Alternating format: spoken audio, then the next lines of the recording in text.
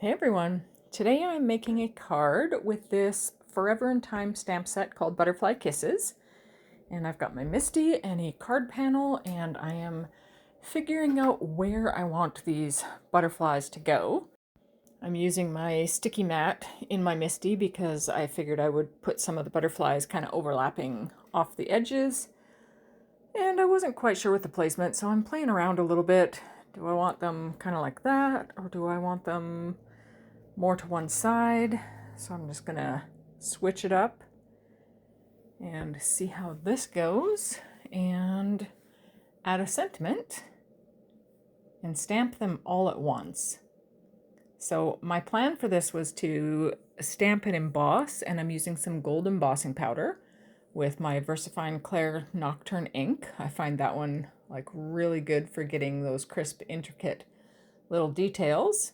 So I'm going to do that, and then I'm going to ink blend over the panel. Now, usually when I use this ink and gold embossing powder, which I often do, it turns out really, really well, and the gold gets like super great coverage. I don't know if it's because I had so many little pieces that I had to use the little paintbrush to kind of wipe off some powder that was where I didn't want it to go, if that took a little bit too long. But when I heat set it, you can see a little bit of the black kind of coming through. You see a lot of the gold, and you don't really see black. It's maybe looks more, I don't know, like bronzy, but it gave it kind of a rustic look, and I'm quite fine with that. So I'm pulling out my 3 colors of Distress Oxide ink and getting them all ready here. I've got Salvaged Patina, Peacock Feathers, and Wilted Violet. And I'm just placing a little bit down on, kind of going on an angle, and then using the second color. And those two being similar colors, I didn't wipe off my glass mat, but I did before putting the purple down. And overlapping a bit again, so that it gives kind of a little bit of a bluey kind of look in between those two. And now just buffing off the embossing, getting the bit of the ink off of there, and then I'm using some gold ink to splatter. That's Winsor & Newton gold ink, just giving gold splatters all over. And I was not happy with how the sentiment stamped out, so I'm covering it up with a die cut, but I'm finding a gold paper to use as a matte layer, and then I'm going to cut the sentiment out of that same gold. Just kind of use the panel itself there to cut. I'm using a die that says Thanks by Honeybee Stamps called Bitty Buzzwords.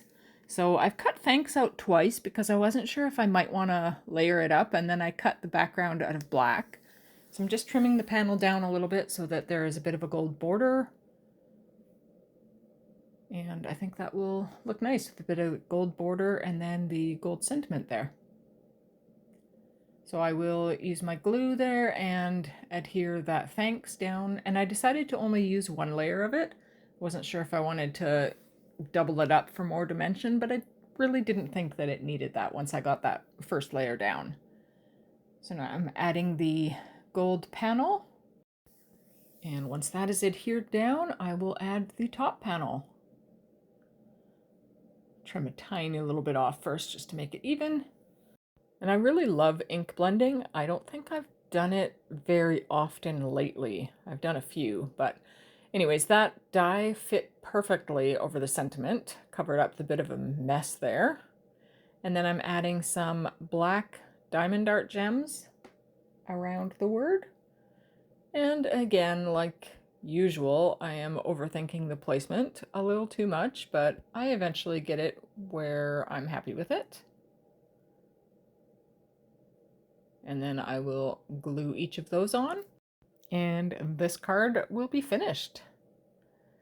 And as I hold it up, you can see a little bit of the gold sparkle there. It is kind of, I don't know, a rustic sparkle, I want to say, because it, yeah, I don't know, it just has kind of a rustic feel to it.